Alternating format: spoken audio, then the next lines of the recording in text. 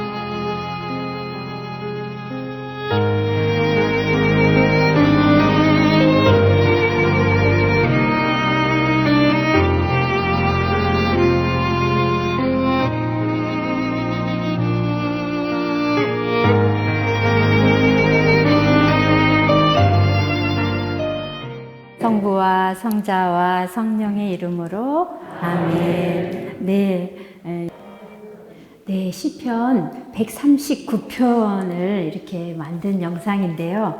다윗은 이렇게 시로 기도를 했습니다.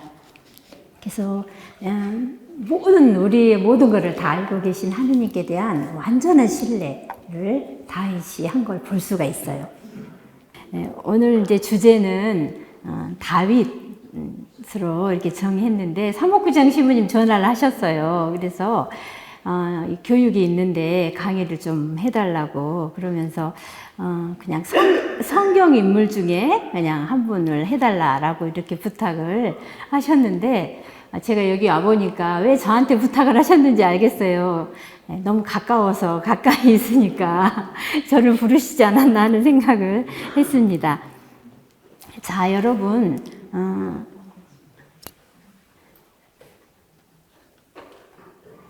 다윗 하면 떠오르는 그런 이미지나 뭐 생각이나 단어가 있으세요?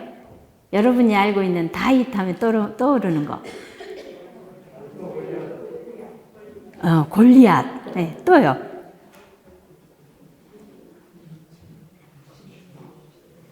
자신 있게 큰 소리로 틀려도 괜찮습니다. 벌거벗고 춤추는 거. 예. 야훼 앞에, 계약의 앞에 춤췄던 거요. 네, 또. 회개. 네. 또 생각나시는 거? 예?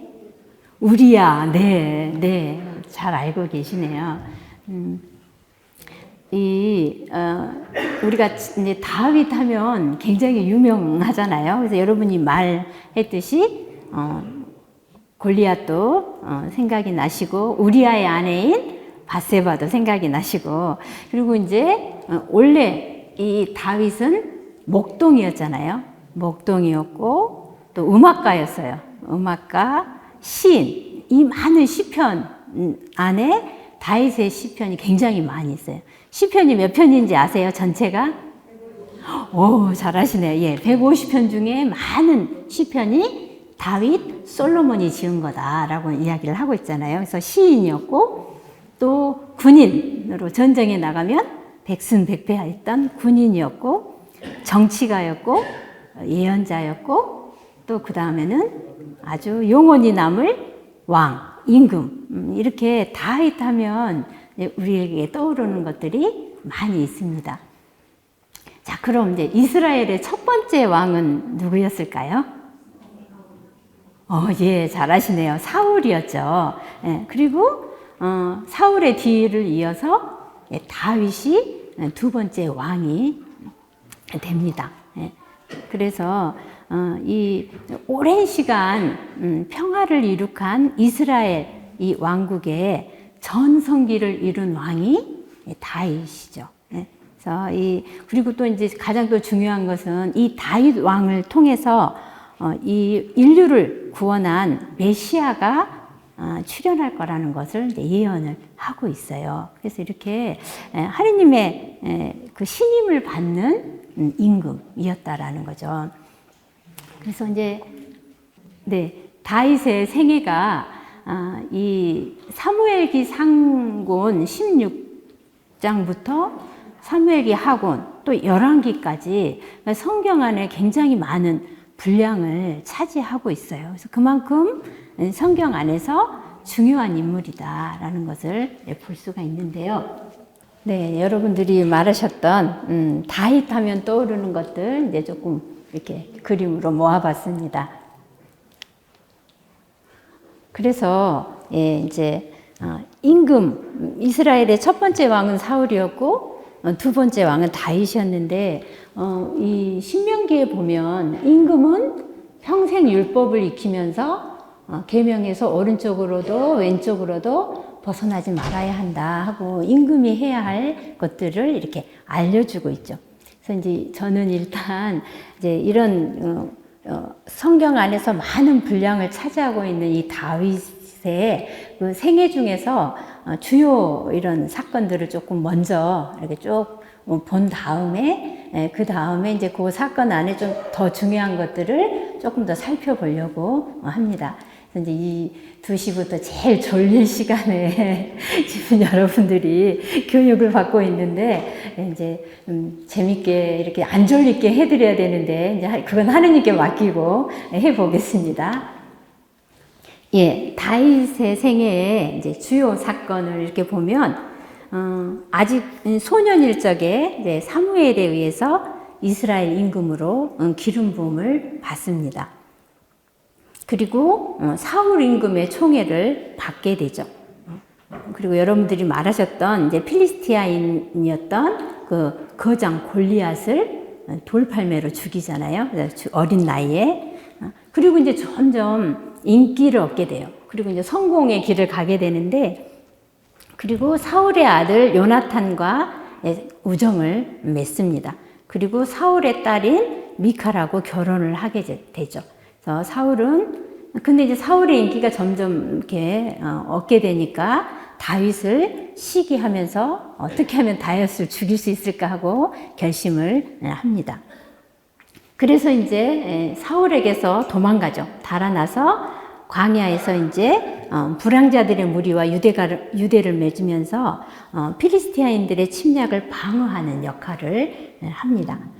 그래서 계속 그런데 사울은 이 다윗을 잡으려고 해요. 그런데 이 다윗은 자기를 죽이려고 하는 사울의 목숨을 2번이나 죽일 수 있었는데도 살려주죠. 그리고 이제 부하들과 함께 필리스티아로 망명을 해요. 그러니까 이스라엘의 적군이었던 필리스티아로 오직했으면 다윗이 도망을 갔을까, 이제 이런 생각이 들죠. 그리고 그 필리스티아 군주가 계속 전쟁을 하는데 그 필리스티아군에 의해서 사울과 요나탄이 죽어요. 그래서 자기를 죽이려고 그렇게 했던 사울이 죽었을 때 다윗은 그 죽음을 슬퍼합니다. 그리고 이제 고향 유다로 돌아와서 임금으로 기름 부음을 받고 나서 7년 반 동안 헤브론에서 이제 왕이 돼서 다스리죠. 그런데 그 왕이 돼서 다스리는데도 사울의 아들들을 지지하는 그 반대파들이 계속 그들과 함께 계속 전쟁을 하게 됩니다. 그리고 다윗이 30세 됐을 때 이제 온 이스라엘의 임금으로 기름 부음을 받게 됩니다. 그게 이제 기원전 1000년경이에요. 그때 통일왕국을 이루는 거죠, 다윗이. 그리고 이제 예루살렘을 점령해서 수도로 삼고 필리스티아 군들을 쳐부수면서 계약의 계를 예루살렘으로 옮겨옵니다. 그리고 성가대와 사제들을 뽑아서 하느님을 섬기는 일을 맡기고 있죠. 그리고 그런 다윗에게 하느님께서는 영원히 다윗을 세워주시겠다고 약속을 하십니다. 그리고 이제 이웃 민족들을 굴복시키고 또 살아남은 사울의 후손들에게 자비를 베풉니다. 그리고 이제 군대가 계속 지금 전쟁 중이잖아요. 전쟁 중인데 그 다윗은 그 전쟁에 참여하지 않고 있다가 그 밧세바와 정을 통하고 그 남편인 우리아를 전쟁터로 보내서 죽게 하죠. 그래서 예언자 나탄이 이 죄를 두고 꾸짖고 다윗과 밧세바 사이에서 난 그 첫 아들은 죽게 됩니다. 그리고 밧세바와 이 2번째 아들이 솔로몬인데 그때 솔로몬이 태어나죠. 그리고 이제 솔로몬의 이복 형이죠. 아들 압살롬이 형 암논을 죽이고 도망치다가 반란을 일으킵니다. 그래서 아들에 의해서 다윗이 어쩔 수 없이 예루살렘을 떠나게 되죠. 그런데 이제 그 다윗의 부하인 요압과 그 부하들이 압살롬과 전쟁을 통해서 이제 압살롬을 죽이게 되는 거죠. 그리고 나라를 이제 통합했는데 세바가 반란을 일으키는데 그 세바도 이제 진압을 합니다.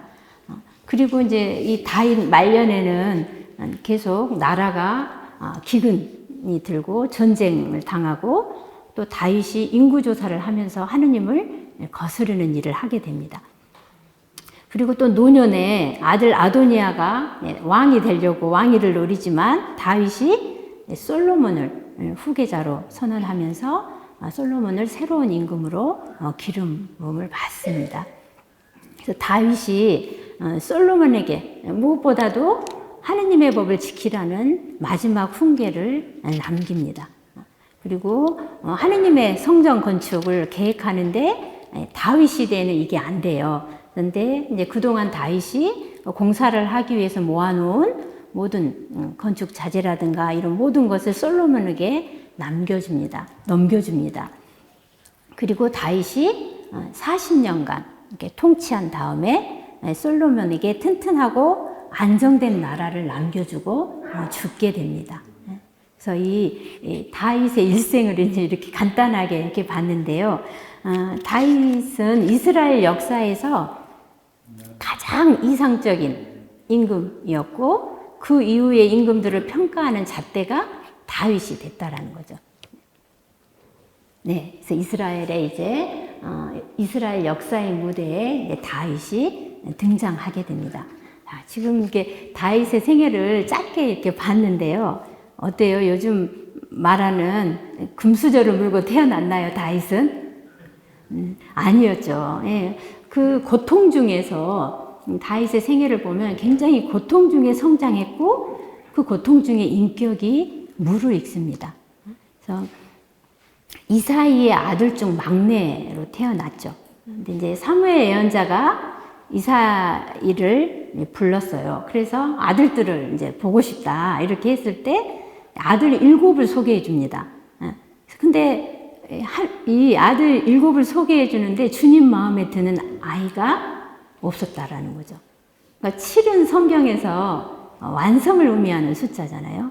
그래서 사무엘이 보기에는 이 이사이의 아들 7이 다 괜찮았어요. 괜찮은 아이였는데 그러니까 인간의 눈에는 굉장히 합당한데 하느님은 태자를 놓으시는 거죠. 그러니까 이 막내 다윗은 아직 어렸기 때문에 소년이었기 때문에 등장할 만하지 않았다라는 거예요. 그런데 우리 인간의 생각은 아니다라고 한 것을 하느님은 선택하셨다라는 거죠. 그래서 사무엘기 상권 16장 7절에 보면 나는 사람들처럼 보지 않는다. 사람들은 눈에 들어오는 대로 보지만 주님은 마음을 본다라고 이렇게 말씀하시는 거죠. 그래서 이제 이 사무엘기 상권 16장 12절을 보시면 이렇게 이야기합니다. 그래서 이사이는 사람을 보내어 그를 데려왔다. 그는 볼이 볼그레하고 눈매가 아름다운 잘생긴 아이였다. 주님께서 바로 이 아이다. 일어나 이 아이에게 기름을 부어라 하고 말씀하셨다. 예. 인간이 보기에는 이스라엘 지도자로 간택할 만한 인물이 아니었다라는 거죠. 아직 아이였어요. 인간적으로는 작은 아이였지만 하느님께서 이 다윗에게 사명을 부여하십니다. 그래서 보잘것없는 아이 다윗에게 기회가 찾아오는 거죠. 이 도유한 그 기름 부음 받은 사건은 이제 다윗에게 다윗의 이 카리스마를 드러나게 하고 또 다윗의 성장과 이 사울의 몰락을 이야기하는 거죠. 그리고 다윗의 지도력을 인정받는 그런 계기가 됩니다. 그래서 우리가 이 기름 부음 받은 사건의 의미가 뭘까 보면 하느님이 다윗에게 선택하시고 기름을 부으셨다라는 그 사실 자체가 다윗의 삶을 달라지게 했을까? 아니면 하느님의 선택을 받은 자로서 살아가려는 다윗의 선택이 삶을 달라지게 만들었을까? 이제 이를 생각할 수 있는데요. 선택받음을 어떻게 살아가느냐에 따라서 삶이 변화된다라는 거예요. 지금 여러분들도 다 이렇게 부르심을 받으셨잖아요. 선택을 받고 이 자리에 계십니다. 그래서 이 선택받은 내가 어떻게 살아가느냐에 따라 내 삶이 달라질 수 있다라는 것이죠. 그래서 이제 들에서 이렇게 양떼를 치면서 이 다윗이 어린 소년이 다윗이 이제 들에서 양떼를 치면서 비파를 켜고 노래를 잘했다고 해요.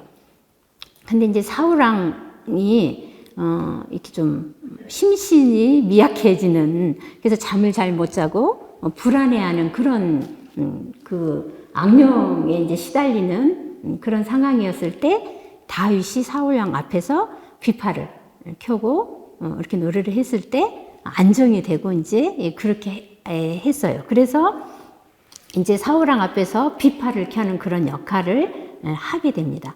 그리고 이 사울의 총애를 받게 되죠. 그래서 이제 비파 타는 다윗인데 지금 우리의 좀 보면 하프 약간 비슷한 그런 악기입니다. 원래는 이렇게 좀 약간 기타 비슷하게 생긴 것이었다고 해요. 그리고 이제 여러분들이 잘 아까 이야기하셨던 다윗 하면 생각나는 골리앗과의 싸움을 생각하게 하는데요. 필리스티아인의 이 그림만 봐도 골리앗은 어때요?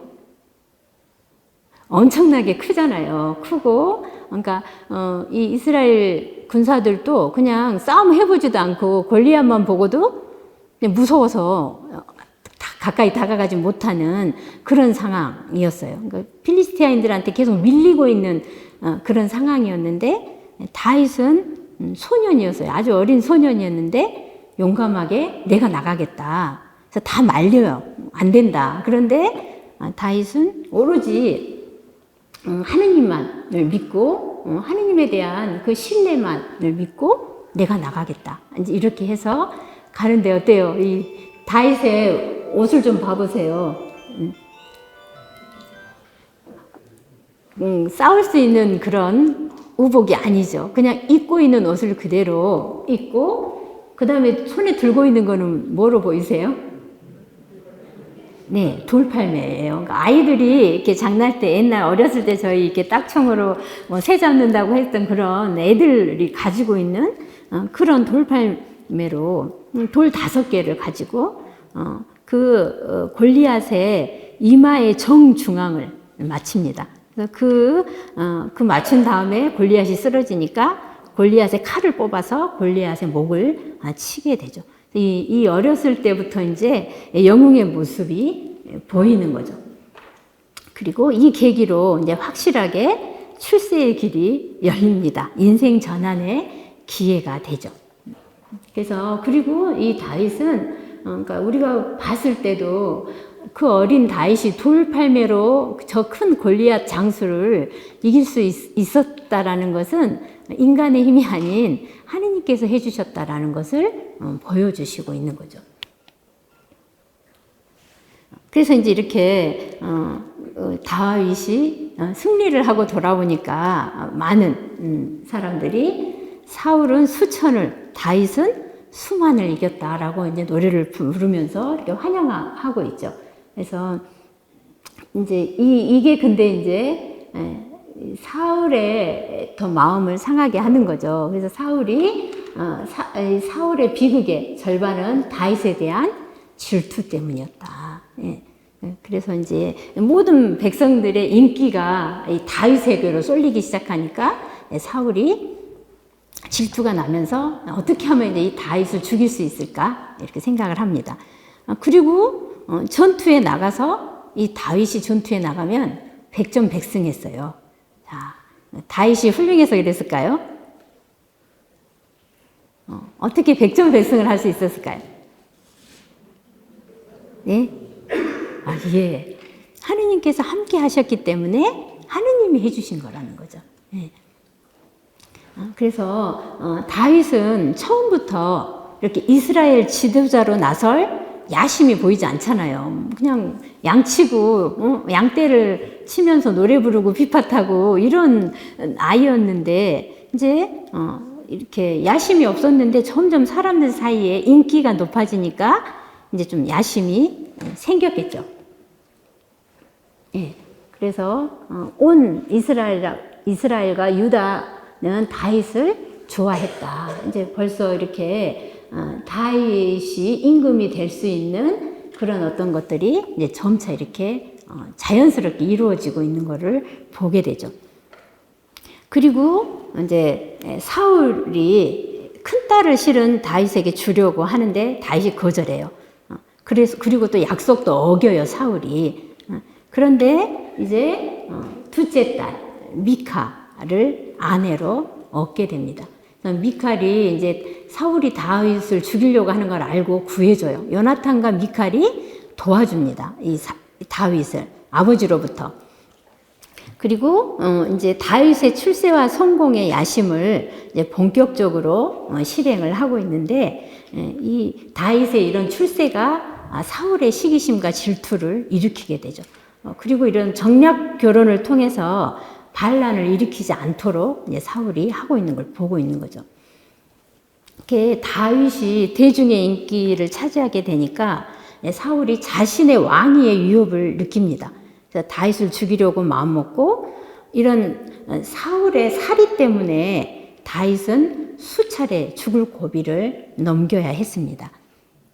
그리고 그 반면 다윗도 계속 자신을 쫓는 사울을 죽일 기회를 여러 차례 만났어요. 근데 이 다윗에게는 기름 부음 받으니, 그러니까 축성받은 사람을 이를 쳐서는 안 된다라는 믿음이 있었다라는 거죠. 그래서 이 기름 부음 받은 이에 대한 존경 때문에 사울을 죽이지 않습니다. 그리고 다윗은 이 자기 욕심 때문에 이 전임자를 죽이고 이스라엘 임금이 되고 싶지는 않았다라는 거죠. 그래서 하느님 대전에 자신을 낮출 줄 알고 이런 인간적인 욕심으로 왕위를 차지하지 않으려는 절제의 모습을 볼 수가 있습니다. 근데 기원전 1000년경만이 아니라 지금 법질서가 뚜렷한 우리 21세기를 사는 오늘날 우리에게도 폭력은 엄청나죠. 그래서 뭐 어린아이를 납치한다든가 유괴하고 전속살해하고 분노로 인해서 방화하고 치정에 의해서 살인을 하고 테러를 하고, 또 우리가 이제 나는 그런 거에 별로 상관이 없어 하실 수 있지만 우리도 나도 모르게 언어 폭력 이런 거 하고 있다라는 거죠. 또 인터넷이나 텔레비전, 신문 덕분에 어쩌면 그 옛날과도 이렇게 비교할 수 없을 만큼 이런 폭력 사태를 우리가 직접 간접적으로 경험하고 살아가고 있습니다.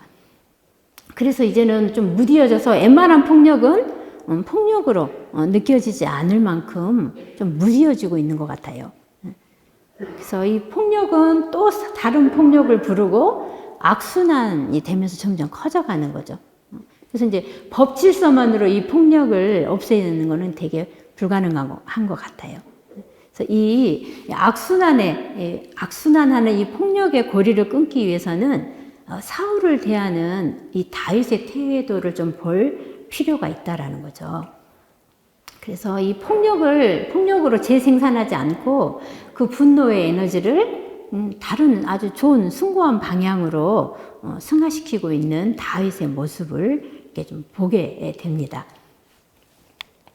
네, 그래서 이제 여러분들도 우리 삶 안에서 미움이 폭력을 낳고 또 폭력은 폭력을 이렇게 계속 이렇게 나오면서 커져가는데 그걸 경험하게 되는데, 이때 나는 이런 막 분노의 에너지가 나올 때 이걸 어떻게 다루고 있는지 지금 이제 앉아 계신 두 분씩 이렇게 조금 대화를 나눠보시면 좋겠어요.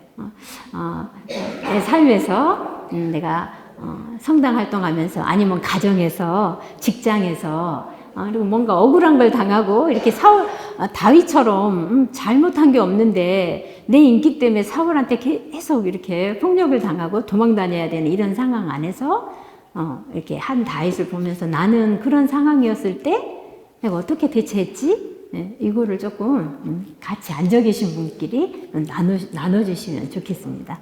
네, 잠깐 나눠주시면 되겠습니다. 네. 예, 두 분씩 나눠주세요. 네. 네.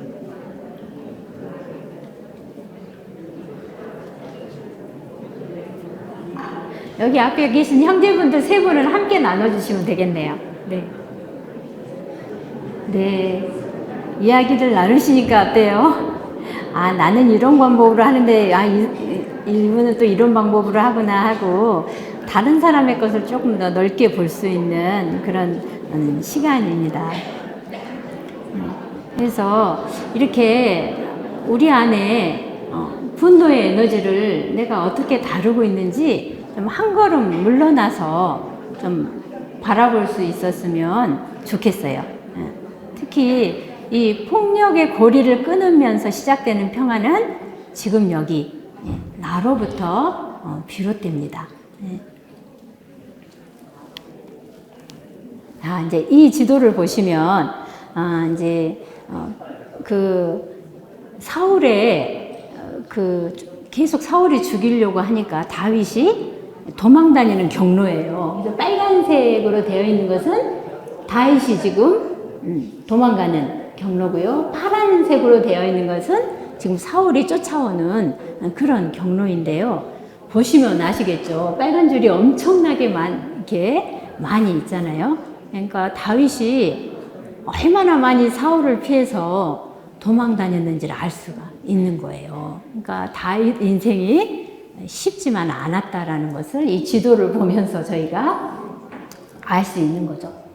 그리고 오직 했으면 이스라엘과 적대 관계에 있는 필리스티아로 도망을 갑니다. 이제 성경에는 필리스티아 블레셋이라고도 나와요. 그러니까 필리스티아의 지명 이름을 블레셋이라고도 하는데, 그래서 그 유다 땅을 떠나서 필리스티아와 아말렉이라는 그 맞닿아 있는 그런 접경 그 지대로 도망을 갑니다. 근데 이렇게 도피 생활을 하면서도 어떤 결정을 내려야 할 순간마다 주님의 뜻을 계속 물어보는 거예요. 그래서 주님이 무엇을 원하고 바라시는지, 그리고 그 뜻을 묻고 그것을 따르고자 했다라는 거예요. 이 도망치면서도 항상 하느님께 의탁하는, 하느님과 함께하는 다윗의 모습을 볼 수가 있습니다. 근데 이제 어때요? 이 필리스티아 하면 아까 우리 말했던 누구가 생각나요? 어떤 장수? 네, 골리앗이 생각나시잖아요. 그러니까 그 어린 소년이었을 때 골리앗을 죽였어요. 그러니까 필리스티아 사람들이 이 다윗을 모를 리가 없는 거죠. 그러니까 필리스티아로 적군의 나라로 도망갔지만 발각이 되는 거죠. 그래서 이제 산으로 도망가서 산적 두목이 돼요.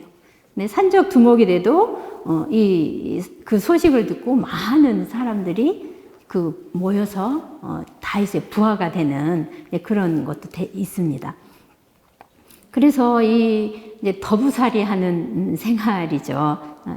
시시각각 생명의 위협을 느끼면서 불안한 생활을 하면서 다윗은 자신의 존재가 정말 보잘것없다라는 것을 이렇게 깊이 터득하고 깨우쳤다라는 거예요. 이 도망 생활을 하면서 이런 험난한 인생 도정을 통해서 지금 깨달아가고 있는 다윗입니다. 그리고 주님의 은혜가 아니었으면 죽었을 것을 아직도 자기는 목숨이 붙어 있다. 그래서 내 자신을 과대평가하지 않고 낮추는 겸손한 사람임을 그래서 이 광야 도망 다니면서 이 다윗은 겸손한 그런 사람으로 양성이 됩니다. 그래서 이 다윗에게 우리가 배우고 좀 보아야 할 것은, 다윗은 온 이스라엘의 임금이 되었는데 그 유다 베들레헴의 목동이었던 이 작은 다윗이 사울 임금의 용병이 됐고 또 사울의 사위가 됐죠. 부마가 되는 승승장구의 길을 가다가 이제 결국 사울 임금의 질투로 오랜 도피 생활을 하게 되고, 그리고 심지어 민족의 원수인 이 필리스티아의 봉신까지 되기도 했습니다. 그에게는 이 굴욕의 시간이었다라는 거죠. 근데 다윗에게 희망을 갖고 그를 따르는 부하들과 함께 다윗은 결코 희망을 잃지 않았어요.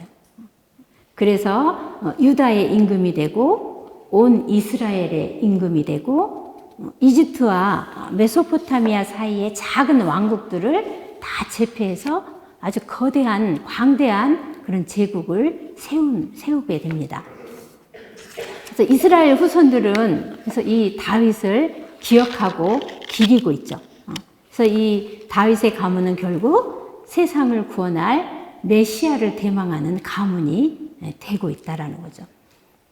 그리고 이 다윗은 때를 기다릴 줄 아는 마음을 가졌습니다. 그래서 오늘날은 스피드, 속력, 그것이 많은 것을 지배하죠. 그래서 어때 우리 자판기에 내가 먹고 싶은 거 딱 버튼만 하나 딱 누르면 즉시 나오잖아요. 찬 것도 나오고 따뜻한 것도 나오고 그리고 또 우리나라는 워낙에 인터넷이 잘 발달돼서 속도가 굉장히 빠르잖아요. 그러니까 이렇게 너무 빨리 세상이 돌아가니까 이제 기다리는 걸 못해요.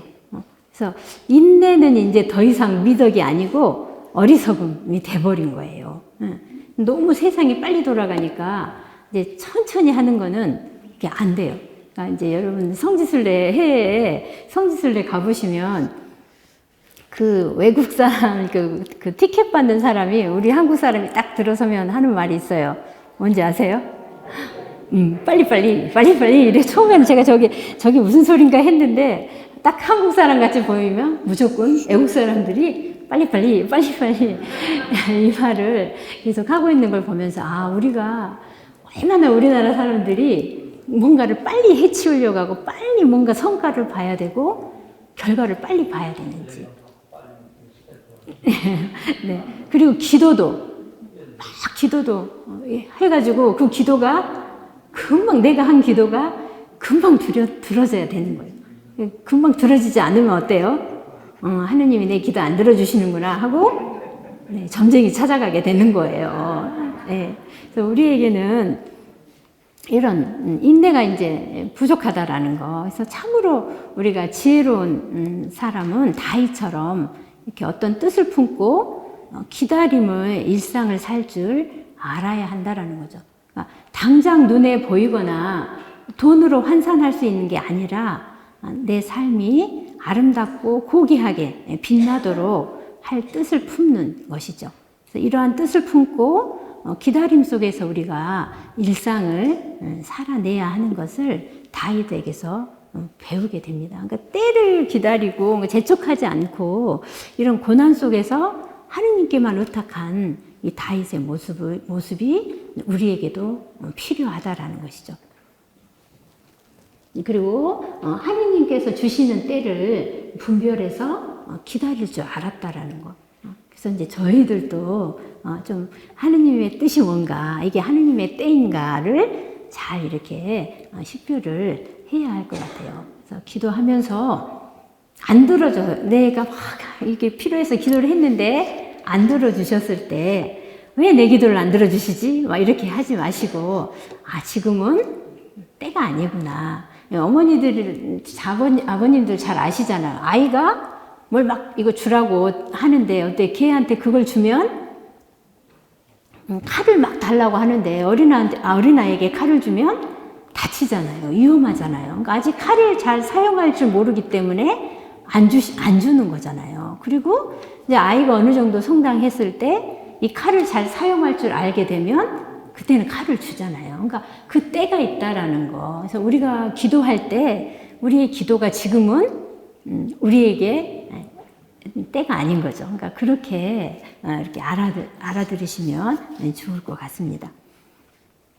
그리고 또 이제 다윗은 자기를 죽이려고 했던 사울, 또 사울의 아들인 요나탄, 이스보셋 그러니까 물론 요나탄과는 우정을 나누는 관계였지만 사울로부터 워낙 이렇게 심한 이런 박해를 받았기 때문에 어떻게 하면 좀 나도 이렇게 해볼까 하는 그런 마음이 왕이 됐으니까 이제 그 나를 반대하고 했던 그 적들을 적들에게 다 보복할 수 있는 그런 기회가 있었을 텐데도 그런 적을 보복하지 않고 관대하게 포용을 하고 있는 모습을 봅니다.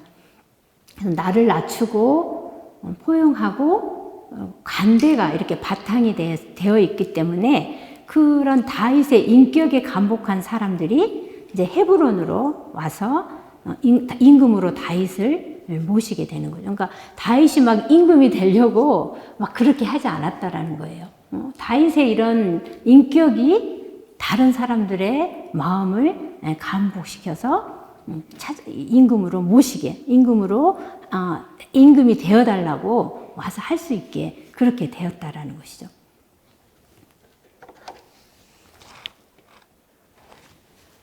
예, 그래서 이제 다윗이 왕이 되는데, 예루살렘, 그러니까 이 예루살렘은 원래는 여부수족의 그 지역이었어요. 근데 이제 이 예루살렘을 수도로 정합니다.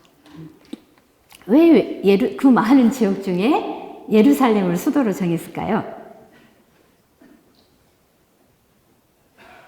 예루살렘이 중립지역이기 때문이었어요. 그러니까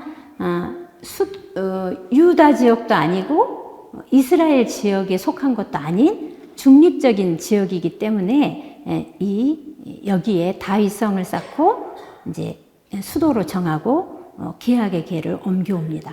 그래서 정치적, 종교적인 수도로 만들었던 거죠. 그러니까 이것을 보면 이제 이 예루살렘이 다윗이 통일한 이 통일왕국의 중심지면서 신앙의 중심지가 되고 있다라는 거.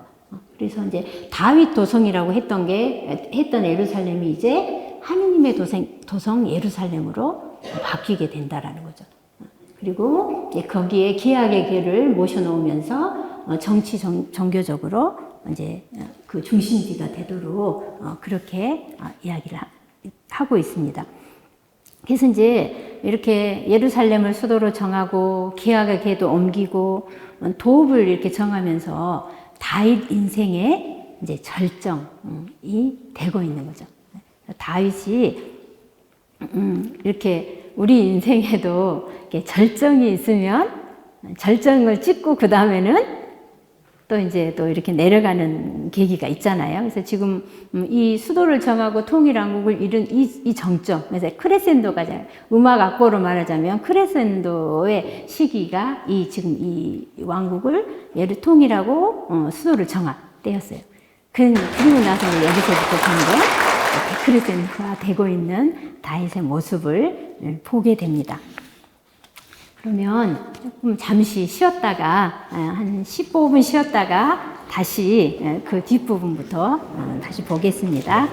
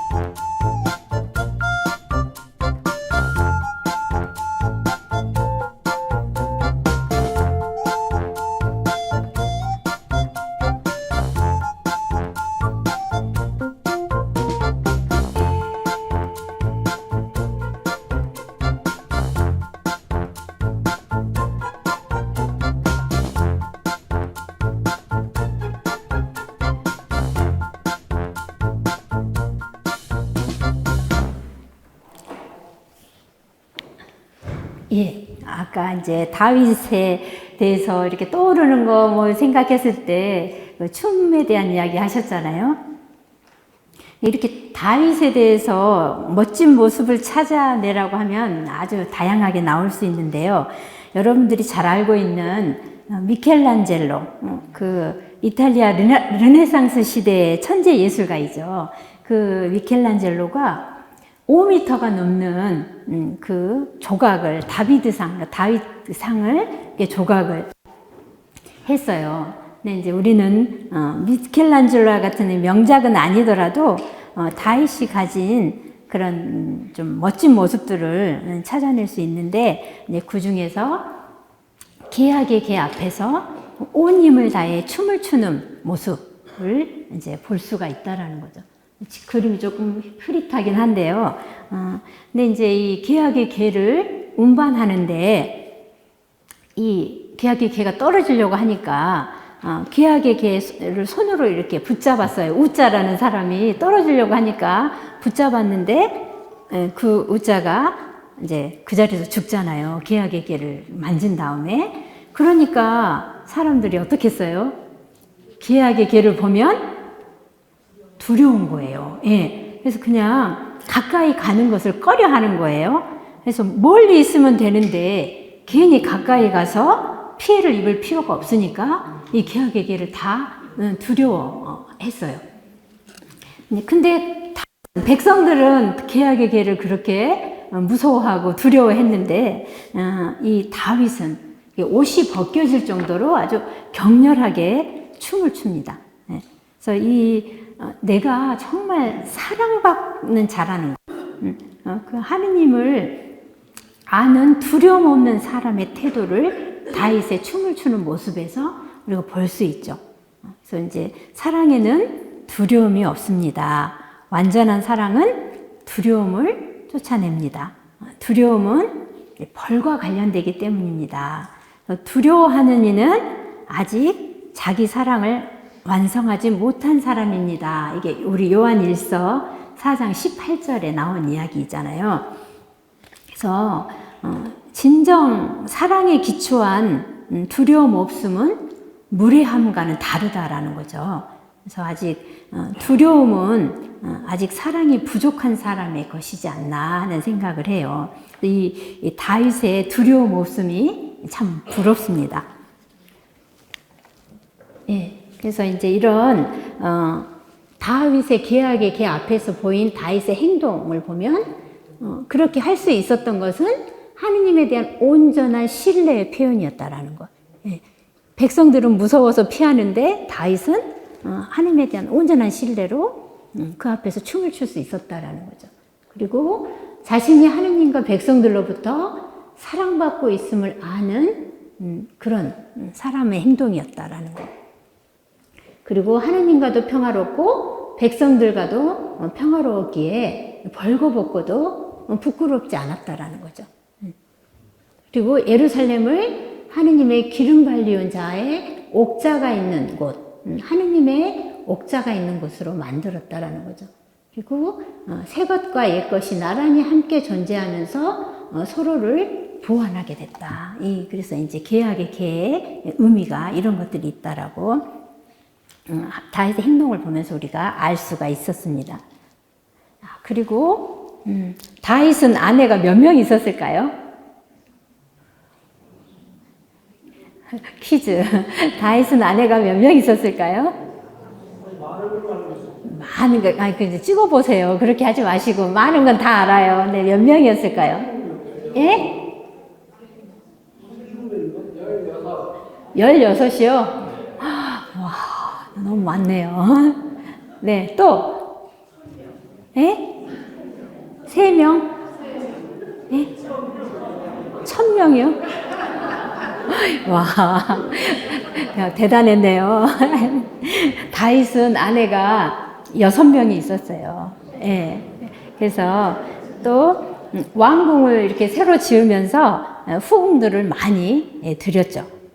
근데 이렇게 많은 아내가 있는 이 다윗이 그 우리아의 아내 바세바를 빼앗죠. 여러분들이 이제 아까 물어봤을 때 나왔었는데, 근데 이 우리아가 굉장한 충신이었어요.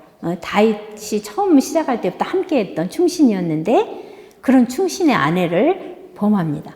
다윗 인생에 이제 이렇게 죄악이 또아리를 틀고 있는 모습을 볼 수가 있다라는 거죠.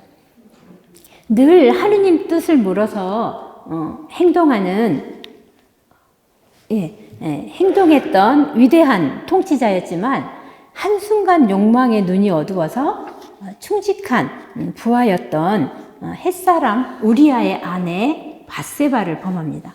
그리고 그 죄를 덮기 위해서 또 그 우리아를, 남편을 죽게 합니다. 그래서 그 죄로 이제 다윗 왕실에 재앙이 불러 들어오기 시작하는 거죠. 그렇지만 다윗은 곧 자기 죄를 진심으로 깨닫고 뉘우치는 그런 모습을 볼 수가 있죠. 그래서 이제 예언자 나탄이 적나라하게 지적을 하죠. 처음엔 비유를 들잖아요. 이웃에 양도 있고 뭐 많은 부자가 있는데 옆에 가난한 딱 양 한 마리 있는 한 마리가 있었는데 그 부자 집에 손님이 오니까 자기 집에 그 수많은 양이나 다른 것들은 잡기가 아까우니까 옆집에 하나밖에 없는 양을 이게 잡아서 이렇게 손님 대접을 했다 하니까 다윗이 뭐라고 이야기해요? 그 이야기를 듣고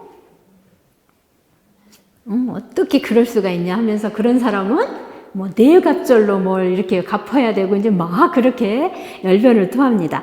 그랬을 때 나탄이 오늘의 표현법으로 쓰자면 임금님이 바로 그 사람입니다 라고 이렇게 이야기를 하죠. 그러니까 그 나탄은 왕실에 붙어있는 그런 예언자이기 때문에 왕실에서 돈을 받고 생활하는 그런 녹을 먹는 별 볼 일 없는 재간이었는데 그 재간의 책망을 이제 들은 거죠. 근데 그 책망을 들으면서 다윗이 어떤 행동을 했냐면 옥자에서 내려와요. 내려와서 무릎을 꿇고 내가 주님께 죄를 지었어 라고 자기 죄를 인정합니다.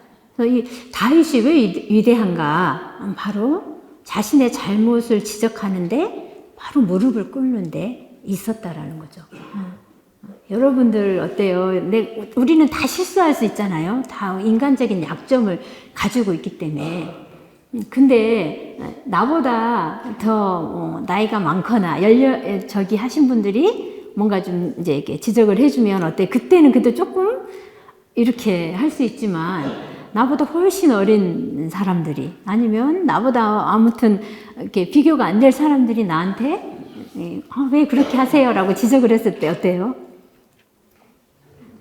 다이처럼 그래 미안해 내가 그랬구나 이렇게 하셔요? 아니면 합리화하고 이유를 대고 내가 그렇게 할 수밖에 없었던 것들을 막 하시는지. 근데 약하기 때문에 근데 우리도 다윗을 보면서 정말 진정한 겸손은 나를 알고 내가 나의 잘못을 지적받았을 때 즉시 이렇게 내 잘못을 시인할 수 있어야 한다라는 거죠.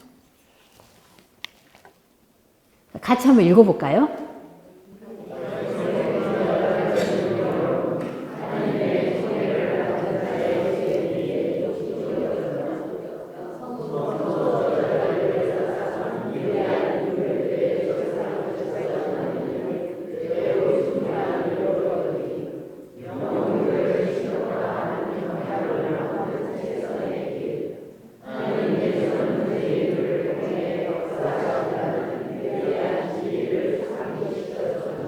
네, 다윗의 이런 것들을 통해서 이걸 이야기하고 싶었다라는 거니까 다윗이 앞으로도 없고 뒤로도 없을 무조건 왕의 기준으로 삼는다고 했었잖아요. 근데 이런 위대한 왕도 이렇게 잘못을 저지를 수 있다라는 거.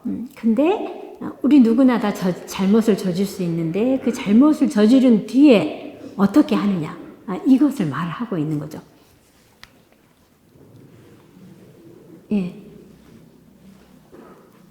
그리고 이제 나탄이 이렇게 전해주는 놀라운 신탁을 이제 이런 잘못을 짓고 그 뒤에 이제 다윗이 기도를 하는데 나탄이 그 하느님께서 다윗 가문에게 해주신 놀라운 신탁을 이야기를 합니다. 그랬을 때 하느님께 이제 감사 기도를 드리게 돼요. 그래서 다윗은 사무엘기 하곤 17장 18절에 보면 하느님이 이스라엘과 다윗 집안에 내린 축복은 영원하다라는 하느님의 이야기를 듣고 이제 이 감사의 기도를 드리는 거죠. 그리고 다윗이 자기는 향국나무 궁을 짓고 멋진 집에서 여러 아내와 함께 이렇게 편하게 사는데 하느님의 궤는 천막에 머물고 있었어요. 그래서 하느님의 집을 지어드리고 싶다라고 했지만 하느님께서는 거절을 하셨잖아요. 그런 이제 다윗에게 다윗의 그 영원한 집안의 축복을 약속하시니까 다윗이 이렇게 시편 8장 5절에 나와 있는 야훼 나의 주님 제가 무엇이며 제 집안이 무엇이기에 저를 이런 자리에까지 끌어올려 주셨습니까? 라고 말씀을 하면서 이제 감사 기도를 드리는 거죠. 하느님께서 자신과 함께하고 계신다라는 온전한 신뢰로 하느님의 약속을 받아들입니다. 그래서 신뢰에 찬 겸손의 기도를 하느님께 바치고 있죠. 자, 그럼 이제 이렇게 보시면서 그럼 나는 하느님께 어떤 은총을 주셨고 이끌어 주셨는지 지금까지 그리고 그 은총에 나는 어떻게 보답했는지 이제 나눠보는 시간이에요. 근데 이게 은총을 주셨지만 내가 모를 수도 있어요. 그게 은총인지 몰랐다. 근데 지나고 보니까 이게 은총이었구나라고 느끼셨던 것도 있을 것 같아요. 그래서 같이 나누면서 되게 풍부해지거든요. 그래서 서로의 이런 체험을 잠깐 나누는 시간 갖겠습니다. 누구나 하느님의 은총을 받지 않는 사람은 없어요. 내 삶 중에 내가 받은 은총을 하나씩 나눠주시면 좋겠습니다.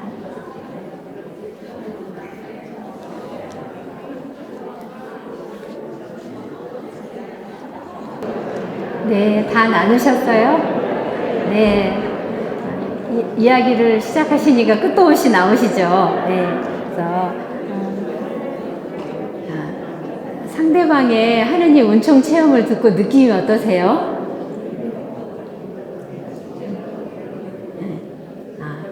내 은총 체험이 아니라 상대방의 은총 체험을 듣고 느끼신 거 없으세요? 네, 하느님이 이렇게 일을 하시는구나 이런 거 느껴지시잖아요. 네. 이제 막 늦게 불붙으신 분 계세요. 막 아직도 이야기하고 계시는데 네, 저한테 집중을 해주시면 좋겠습니다. 네. 우리가 살아가고 있는 일상이 은총인 것 같아요. 그래서 내가 하루하루에 이게 똑같은 네. 안 들리셔요? 예. 네. 일상이 우리가 은총 속에 살고 있다라는 거. 그래서 그 평범함이 얼마나 소중한지 우리가 그거를 알면 그리고 감사하지 않으면 하느님의 은총을 우리가 알아차릴 수가 없어요. 내 삶 안에서 감사함을 찾아내셔야 이게 하느님의 은총이구나를 알 수 있는데 그걸 하지 않으면 그냥 내 삶이 똑같아. 이런 게 은총인지도 모르게 되는 거죠.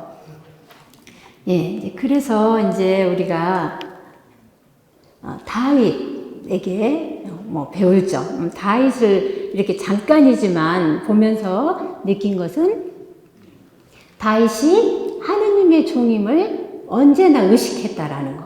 예, 그래서 하느님의 뜻을 자신의 뜻보다 우선해 두는 신앙인의 모습을 가지고 있었다라는 거죠. 그래서 혹시 나는 내가 주인이 돼서 하느님 뜻과는 무관한 방향으로 내 욕심대로 내 생각대로 믿고 나가지는 않았는가 한번 볼 수 있다라는 거죠. 그래서 오로지 도망 다니면서도 하느님께 물었다라는 거예요. 이게 하느님 뜻인지. 그런 상황에서도 하느님을 찾는 다윗을 볼 수 있다라는 거죠. 그리고 다윗을 성왕이라고 하는 이유는 아까 우리가 봤듯이 자신의 죄를 겸손하게 인정했다라는 거예요. 그래서 하느님께서 하시는 모든 선택을 받아들이고 따랐다라는 거죠. 그러려면 이제 우리가 기도를 해야 한다는 거죠. 하느님 뜻이 뭐고, 하느님 뜻을 선택하려면 기도하지 않고서는 하느님의 뜻을 알아차릴 수가 없다라는 거죠. 그래서 이제 간단하게 우리가 다윗에게서 어떤 걸 배울까 하고 이제 봤는데, 다윗은 하느님께 드리는 걸 아까워하지 않았다라는 거예요.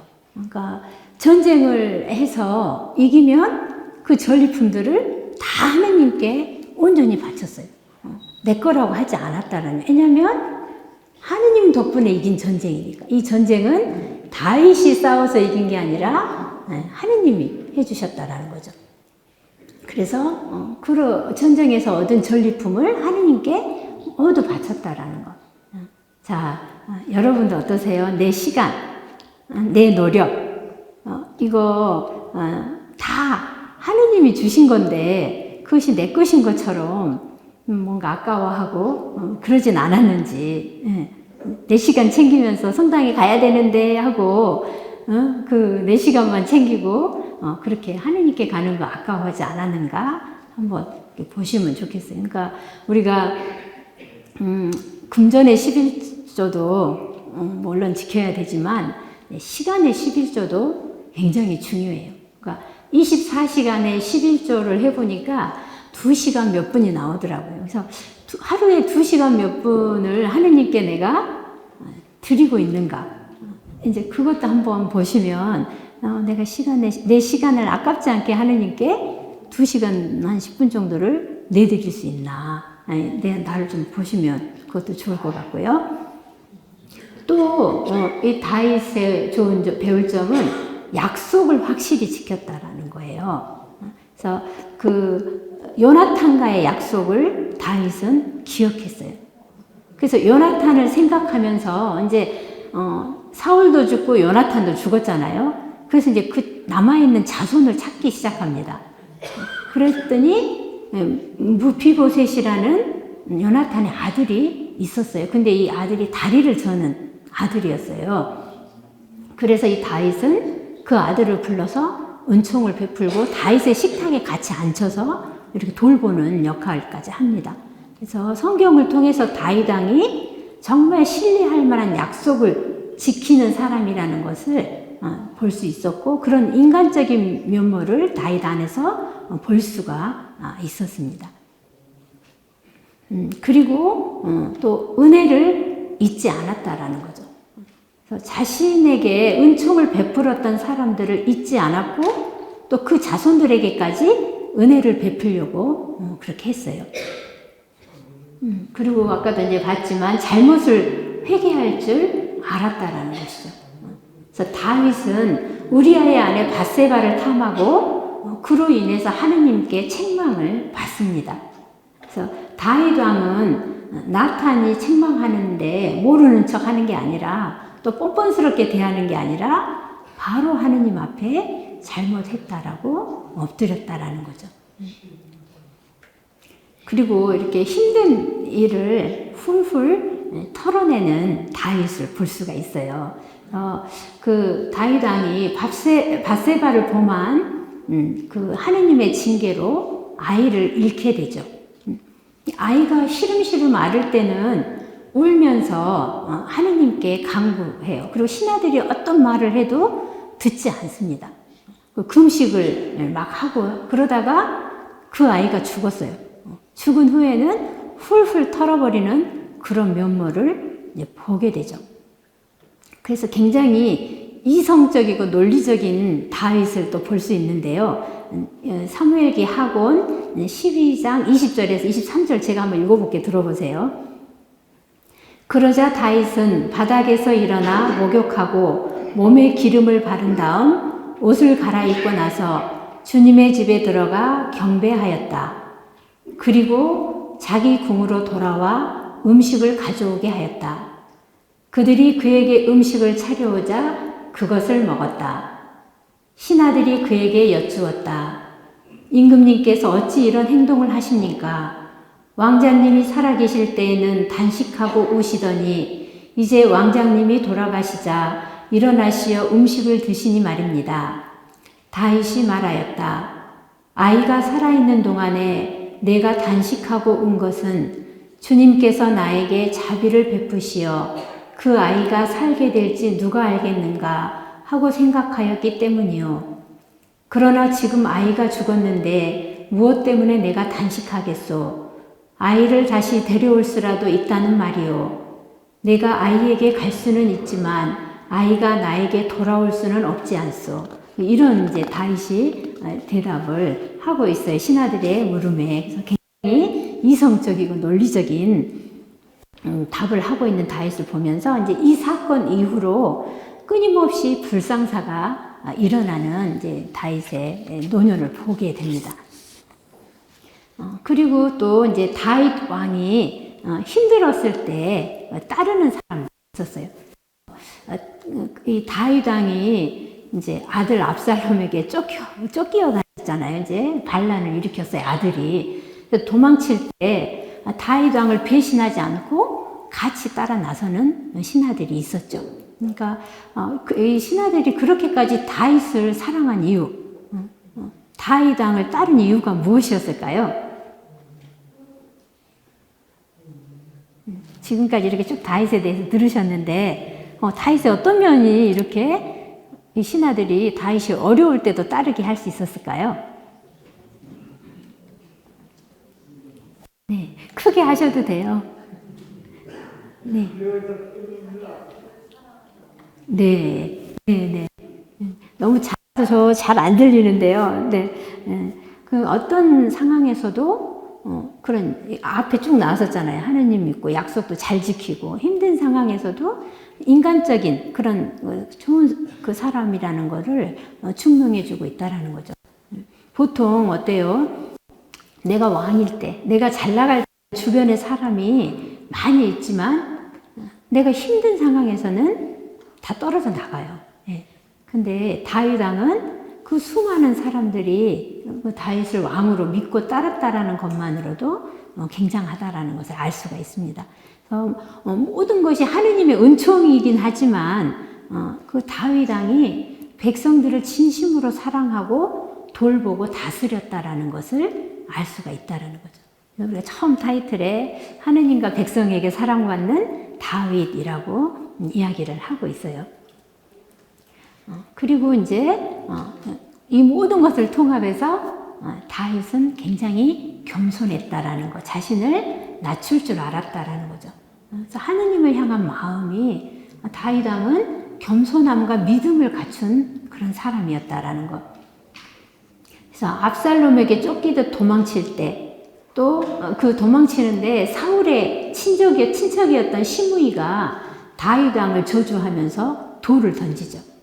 그래서 이 다윗 왕의 부하 아비사이가 그걸 보고서 저 시므이 목을 베어버릴까요? 이렇게 다윗 왕에게 말합니다. 근데 다윗은 자신이 왕이었음에도 불구하고 시므이 목을 벨 수도 있었어요. 근데 낮은 마음으로 하느님을 보죠. 그래서 자기 죄에 대해서 하느님께서 벌하시는 것을 감내하는 거죠. 내가 죄를 졌기 때문에 아들한테 이렇게 쫓기고 있는 아들이 반란을 일으키는 이것을 감내하고 있는 거죠. 그리고 하느님께서 이제 다시 일으키실 거라는 소망을 품고 있다라는 거예요. 그래서 겸손한 믿음, 이 다윗이 가지고 있는 가장 큰 우리가 배워야 할 좋은 점인 것이죠. 그리고 이제 자식을 향한 이 사랑. 네. 그래서 자기 자신보다 모든 부모들이 그럴 것 같아요. 나보다 자녀를 더 사랑하죠. 그러니까 그 나를 지금 다윗 왕의 그 왕자리를 노리고 아들이 대적했는데도 그 자녀를 사랑하는 부모의 마음을 다윗에게 볼 수 있습니다. 사무엘기 하곤 19장 이제 1절에서 5절 제가 읽어볼게 좀 들어보세요. 이제 다윗이 압살롬에게 이제 쫓겨서 도망가 있고 다윗의 부하인 요압이 이제 그 압살롬을 이제 잡으러 갔어요. 근데 다윗이 죽이라고는 하지 않았거든요. 근데 그 요압이 죽이죠. 압살롬을. 그래서 이제 아들이 죽었다는 소식을 듣고 다윗이 하는 이야기입니다. 이 말에 임금은 부르르 떨며 성문이 누각으로 올라가 울었다. 그는 올라가면서 내 아들 압살롬아, 내 아들아, 내 아들 압살롬아, 대신 차라리 내가 죽을 것을 압살롬아, 내 아들아, 내 아들아 하였다. 임금께서 우시며 압살롬의 죽음을 슬퍼하신다는 말이 요압에게 전해졌다. 그리하여 모든 군사에게 그날의 승리는 슬픔으로 변하였다. 임금이 아들을 두고 마음 아파한다는 소식을 군사들이 들었기 때문이다. 군사들은 그날 슬며시 성읍으로 들어왔는데 마치 싸움터에서 도망칠 때 부끄러워 슬며시 빠져나가는 군사들 같았다. 임금은 얼굴을 가리고 큰 소리로 내 아들 압살롬아, 압살롬아, 내 아들아, 내 아들아 하며 울부짖었다.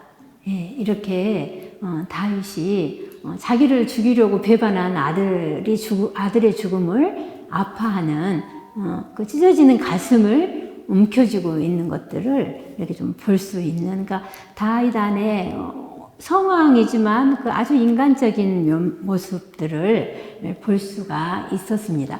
그래서 오히려 더 우리가 좀 친근하게, 그러니까 우리와 같은 이런 인간적인 모습을 보여줬기 때문에 더 친밀하게 다윗을 느낄 수 있었지 않았나 하는 생각이 들었습니다. 제가 이제 이 강의를 준비하면서 왜 성서에 인물이 많잖아요. 나오는 인물들이 많은데 하느님이 왜 제 마음 안에서 이렇게 다윗에 대해서 하고 싶은 마음을 일으켜 주셨을까 하고 이제 그거를 좀 묵상해 봤어요. 근데 이렇게 묵상하면서 여기 오신 분들은 본당의 대표시잖아요. 그리고 더 나아가면 교구를 대표하시고 또 더 나아가면 교회를 대표하는 분들이시다라는 거.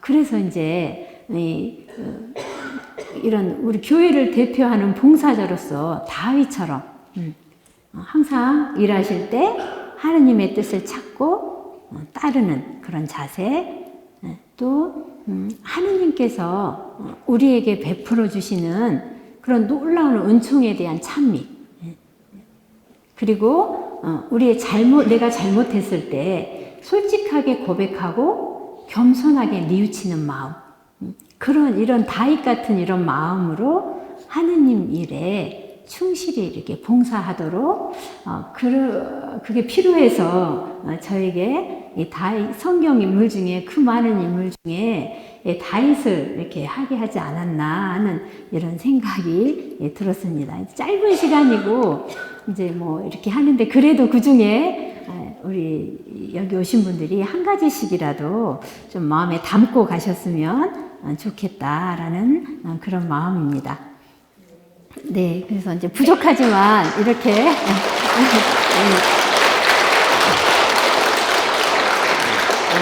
들어주셔서 감사하고요. 이제 마친 기도로는 제가 시편 51편을 이제 준비했는데, 이 시편 51편은 다윗이 자신의 전 생애를 이렇게 돌이켜 보면서 이제 자식들 간의 그 미움, 분노, 싸움, 살인, 나라 전체에서 일어나는 왕권을 향한 반발. 그러니까 왕이 되기까지 어려움도 있었지만 또 통일한국을 이루고 이렇게 위대한 성황이라는 말을 들었지만 이제 마지막에 자신의 인생을 돌아봤을 때 이 자식 간에 이런 많은 것들 회한을 하면서 지은 노래가 시편 51편이었어요. 그래서 이제 아마 본인이 하느님 앞에 다윗이 하느님 앞에 내가 어떻게 응답했는가. 그래서 하느님 대전에 이렇게 얼굴을 들지 못한 자신의 모습을 적나라하게 보면서 지은 노래가 이 51편이 아닐까 하는 그런 마음이 들었어요. 그래서 같이 마친 기도로 시편 51편을 함께 하면서 마치겠습니다.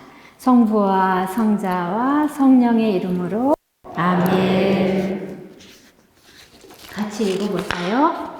하느님, 당신 자에 따라 저를 불쌍히 여기소서. 당신의 크신 자에 따라 저의 죄악을 지워주소서. 저의 죄에서 죄를 말끔히 씻으시고 저의 잘못에서 저를 깨끗이 하소서. 저의 죄악을 제가 알고 있으며 저의 잘못이 늘 제 앞에 있습니다. 당신께 오로지 당신께 잘못을 저지르고 당신 눈에 악한 짓을 제가 하였기에 판결을 내리시더라도 당신께서는 의로우시고 심판을 내리시더라도 당신께서는 결백하시리이다. 그런 죄 중에 태어났고 허물 중에 제 어머니가 죄를 배웠습니다. 그러나 당신께서는 하시고 나의 죄를 가르치십니다. 우슬초로 제 죄를 없애주소서. 제가 깨끗해지리이다. 저를 씻어주소서. 눈보다 더 희어지리이다. 기쁨과 즐거움을 제가 맛보게 해주소서. 당신께서 부수셨던 뼈들이 기뻐 뛰리이다. 저의 허물에서 당신 얼굴을 가리시고 저의 모든 죄를 씻어주소서. 하느님, 깨끗한 마음을 제게 만들어 주시고 굳건한 영을 제 안에 새롭게 하소서. 당신 면전에서 저를 내치지 마시고 당신의 거룩한 영을 제게 주소서.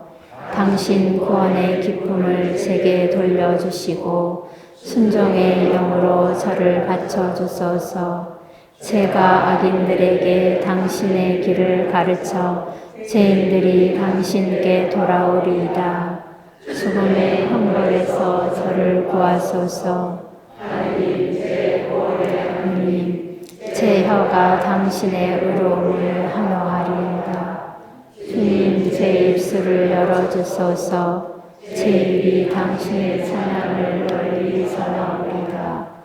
당신께서는 제사를 즐기지 않으시고 제가 번제를 드리어도 당신 마음에 들지 않으시리이다. 하느님께 막받은 제물은 부서진 영, 부서지고 꺾인 마음을 하느님 당신께서는 업신여기지 않으십니다.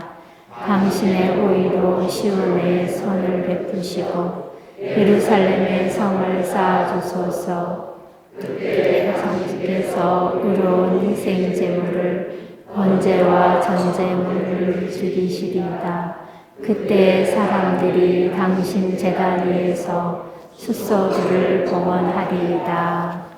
영광이 성부와 성자와 성령께 성부와 성자와 성령의 이름으로 아멘. 수고하셨습니다.